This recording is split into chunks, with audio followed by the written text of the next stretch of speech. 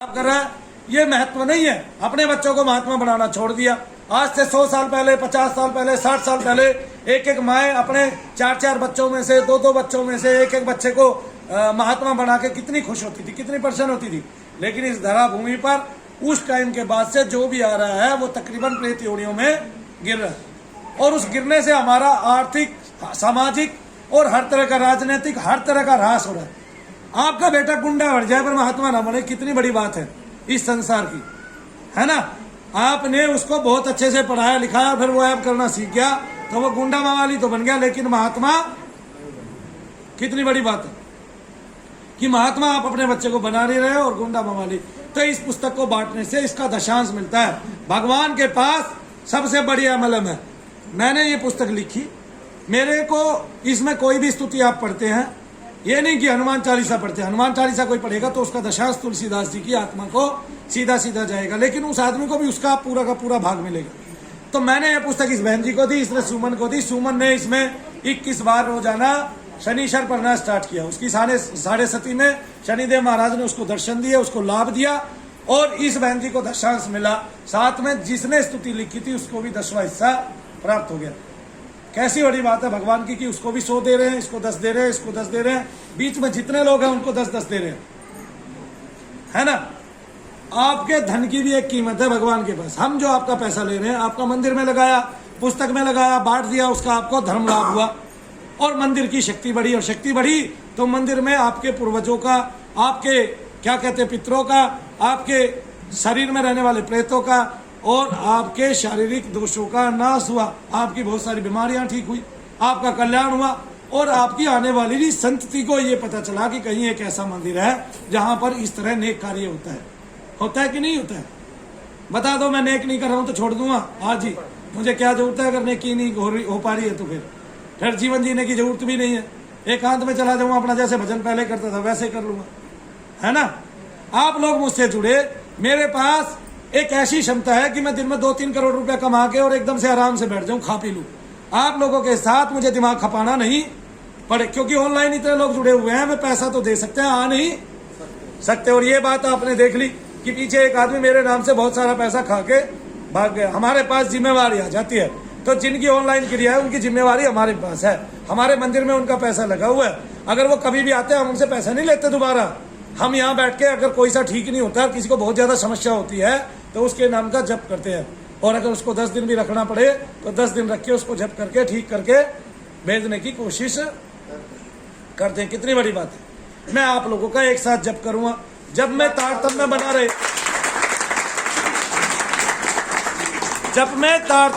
रहे आगे ना, मतलब उसकी निर्बाध रूप से वो मेरा चलता रहे, इसलिए मुझसे कम बात करना, ठीक है। इसमें हम 3 कार्य करेंगे। सबसे पहले आपके प्रेत निकलते हैं शरीर के, शरीर का प्रेत क्रिया कराते ही खत्म हो जाता है, आगे ना समझ में। तो फिर क्या रहता है, फिर आपको अगर तांत्रिक ने क्रिया कराई है तो तांत्रिक ने बहुत सारी क्रिया की है, यहाँ पे एक क्रिया नहीं किया। क्योंकि जो तांत्रिक होता है वो जब भी बैठता है तो जितने लोगों को उसने परेशान कर रखा है, जितने लोगों पर भूत प्रेत और अपने देवी देवता छोड़ रखे हैं, उन देवी देवताओं को वो बार बार बाध्य करता रहता है, आगे ना। क्या काम करने के लिए, अपना काम करने के लिए उनको बाध्य करता रहता है, ठीक है। और बलियां देता है, खून की बलियां देता है। हमारे यहाँ ऐसी बलि नहीं दी जाती, और जो बलि हम देते हैं यही बलि मूल रूप से बलि है, ठीक है ना। आज दुनिया भर के अघोरी हैं, लेकिन ये अघोरी नहीं है, ये साले गुंडे हैं, मुस्टंडे हैं। अघोरी कौन है, सुन लो ध्यान से। अघोरी वो है जो शमशान में बैठ के भगवान शंकर का प्रेम से नाम लेता है, वो है अघोरी, जिसको संसार से कोई मतलब नहीं है, आगे समझ में। जिसके पास लाखों करोड़ों सिद्धियां हैं उसको पता ही नहीं है, वो है अघोरपंथ, वो नहीं है। आज के टाइम में जितने अघोरी बन के घूमते हैं ये सामान्य से तांत्रिक हैं। इन्होंने महात्माओं वाला नाम ले लिया और चोला पहन लिया है, और ये साले मुर्गे काटते हैं, बकरे काटते हैं। अरे भगवान शंकर ने कौन सी ऐसी बलि मांगी है पशुओं की, वो तो पशुओं से भी प्रेम करते हैं, उनके साथ साथ चलते हैं नंदी देवता, ठीक है। और भूत प्रेत भी उनके साथ साथ चलते हैं। अरे भाई वो भूत प्रेतों को कहाँ सताने वाले हैं, वो तो भूत प्रेतों का उद्धार करने वाले हैं। तो अघोरी कौन है, जिसका घोर तपना हो, जिसने सरलता से ईश्वर को पाया हो, वो अघोरी है। तो जिस अघोरी को आप समाज में देखते हो वो छिन्न है, समाज उससे दुखी है, कष्ट में है समाज उससे, क्योंकि वो अघोरी मूल रूप से नहीं है, वो अघोरियों के नाम पे कलंक है। क्या है? कलंक है अघोरियों के नाम पे। अघोरियों के नाम पे क्यों कलंक है? क्योंकि उसने चोला तो पहन लिया है, अघोर पंथ को भी धारण कर लिया है, लेकिन अघोर की परिभाषा ही नहीं जानता। जिसको सरलता से पाया जा सके, जिसमें घोर तप ना हो, जिसमें कष्ट साध्य ना हो, जो शमशान की दीवार पे बैठ के उस भूतनाथ का, भूत भावन का, भूत पावन का भजन कर सके, भगवान शंकर का भजन कर सके, वो है अघोरी। जिसको संसार से मतलब नहीं, वो अघोरी जो संसार को कष्ट देना नहीं चाहता, संसार से परे रहना चाहता है और केवल ईश्वर नाम में, भगवान शंकर के नाम में खोया रहना चाहता है, उस आशुतोष के नाम में पावन होना चाहता है, वो तो अघोरी है। और आप किसको अघोरी बना बैठे? अघोरी समाज में एक ऐसा शब्द है जो दुनिया का सबसे पतित पावन शब्द है। अघोरी, अघोर, जो घोर ही नहीं है, जिसमें सरलता है, सौम्यता है, जिसमें कटुता का वो ही नहीं है। और हम देखते क्या है कि कटुता ही कटुता समाज में भरी पड़ी है। वो लोग बैठ के गंदे गंदे काम करते हैं, ठीक है। तो जो इस तरह से रहता है और नदियों के किनारे कहीं कहीं बलि देते फिरते हैं, मानव का प्राण खींचते फिरते हैं, उनकी छाती में बैठ के कुछ कुछ करते फिरते हैं, ये अघोरी नहीं है, ये सरल तंत्र नहीं है। भगवान ने जो तंत्र बताया है, आशुतोष महाराज ने जो तंत्र बताया है, जो उस भोलेनाथ ने तंत्र बताया है, अगर वो हमारी माता को बता रहे हैं, पार्वती को बता के वो तंत्र बता रहे हैं, तो उसमें घोर कर्म एक भी नहीं है, नीच कर्म एक भी नहीं है। लेकिन हमारा सनातन धर्म ऐसे ऐसे लोगों ने बदनाम कर दिया है। उस भोलेनाथ का नाम लेके तो दुनिया पार उतरी है, ओम नमः शिवाय ओम का जाप करके तो दुनिया पार कर रहे हैं। तो अघोरी वो है जो ओम नमः शिवाय ओम या ओम ओम गाता गाता अपनी मस्ती में, अपनी धुन में रहता है और संसार से परे रहता है। संसार से परे रहने का मतलब ही शमशान में रहना है, आगे ना, जिसका संसार से कोई काम ना हो। और ये तो कैसे अघोरी है, इनको महिलाओं से बोलने की तहजीब नहीं होती, आपको ना पता हो तो। ये बहुत गंदी भाषा यूज करते हैं, तो ये अघोरी नहीं है, वो तो प्रेम की भाषा यूज करता है, वो अघोरी है। वो तो केवल भोलेनाथ के वस्त्र पहन लिए है उसने, वो अघोरी है।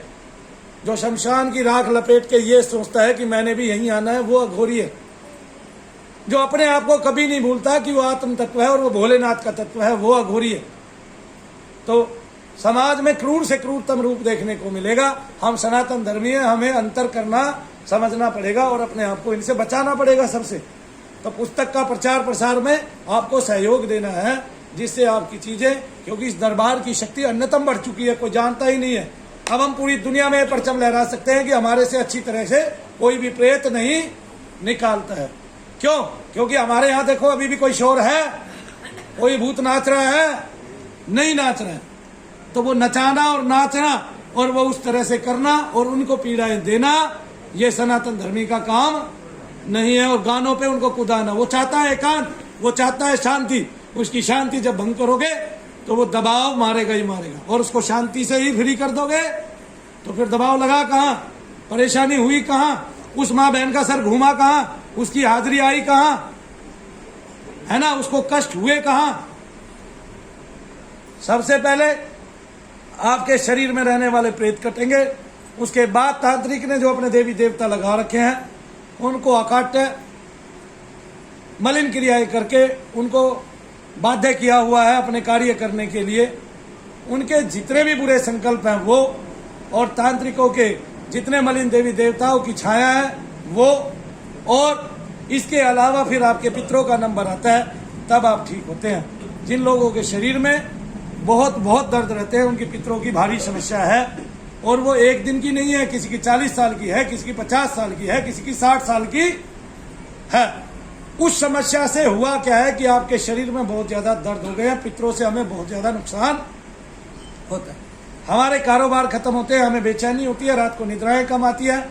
और अगर पितृ बेचैन होगा, हमारा कोई पूर्वज बेचैन होगा, तो वो हमें कोष देता है कि इसने मेरा ही उद्धार नहीं किया, मुझे ही लाभ नहीं दिया, ये मेरी कैसी संतान है। तो उसका नुकसान, उसका फल हमें भोगने को मिलता है। भैया कोई नया प्रयोग ना करे, बैठे रहने दे उनको। उनका फल क्या भोगने को मिलता है? हमें भोगने को मिलता है, हमारी संतानों को भोगने को मिलता है। तो अपने ये चारों काम आराम से कराएं, बिल्कुल आराम से, शांति के साथ। ठीक है, आपने मेरे मंदिर के लिए कुछ दिया नहीं दिया, फिर भी आप आ गए, कोई बात नहीं, मेरी लाइनों में बैठो, मैं जप करने का अधिकारी हूँ, आप सबके लिए जप करूंगा। भगवान किसको क्या दे दें ये मुझे पता नहीं। आपको हमने क्रिया बताई, वो क्रिया आपने, अगर आपके पास पैसे नहीं है तो मत कराओ। आपको अगर किसी से मांग के लेके आने पड़ते हैं तो भी मत कराओ। आपको अगर ब्याज में लेके आने पड़े तो भी मनु भैया को नहीं चाहिए। मनु भैया स्वेच्छा से, आपके हृदय से, हमने अपनी पर्ची पे लिखा है कि मैं स्वैच्छिक और हृदय से दान करता हूं शनिदेव के मंदिर में। वो आप शनिदेव महाराज मुझे ग्रहण करें मेरा, और जिन लोगों ने वो दिया है मैं उनका ऋणी हूं, मेरा भगवान भी उनका ऋणी है, आभारी है। हालांकि आपने अपने पाप कर्मों को पुण्य कर्मों में बदलने के लिए उसको दिया है, और आपने एक धर्म किया है नया, और शनिदेव मंदिर की जमीन में उसका पैसा जाता है और जा रहा है, और शनिदेव के कार्यों पे ही जाता है और आपकी सेवा में जाता है। तो इसलिए जिसके पास है वो मना ना करे, क्योंकि उसका काम नहीं होगा, और जिसके पास नहीं है वो बेशक हमें 1 रुपया दे के चला जाए, हम ये नहीं पूछेंगे, और उसका काम होगा ही होगा। ये भी लिख के दे रहा हूं, उसका काम होगा ही होगा, बशर्ते उसके पास उतनी राशि ना हो। फिर जितनी है उतनी भी आप देके जा सकते हो, और शनिदेव महाराज से प्रार्थना कर सकते हो।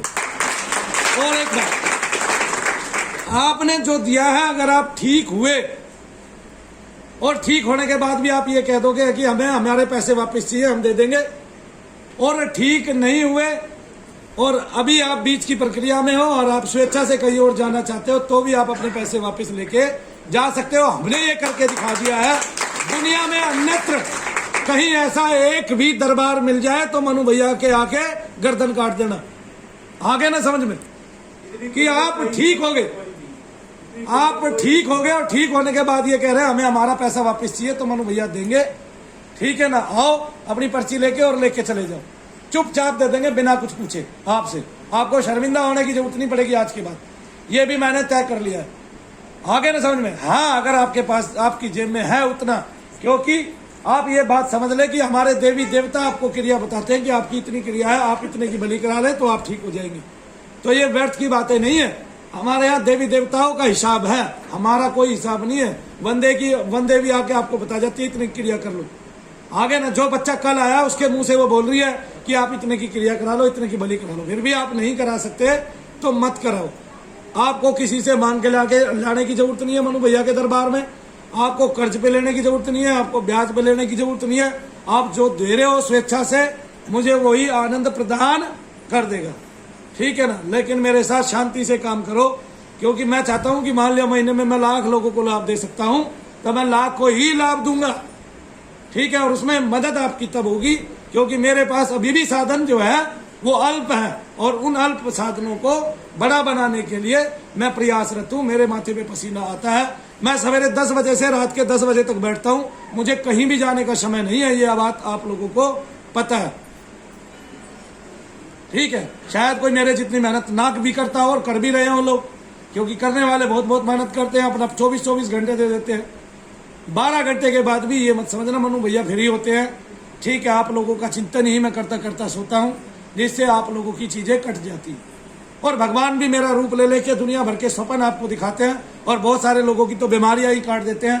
कल भी आपने वीडियो देखा होगा, लेकिन इन सब से मुझे कोई अभिमान नहीं आता है। ना तो मैं भगवान हूँ, ना कभी भगवान बनूंगा। हाड़ मास का पुतला हूँ, सामान्य सा नागरिक हूँ, आपके बीच का बेटा हूँ, आपका भाई हूँ, आपका मित्र हूँ, आपका सखा सहोदर।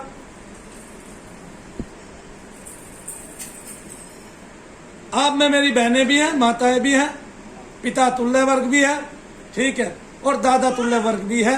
तो इस तरह से मैं आप सबके बीच का हूं, बिल्कुल सामान्य हूं। ठीक है, मेरे से कोई गलती हो जाए तो मुझे क्षमा भी कर देना, ये सोच के कि है तो आदमी ही जैसे मैं तुम्हें क्षमा कर देता हूं। कर पाओगे?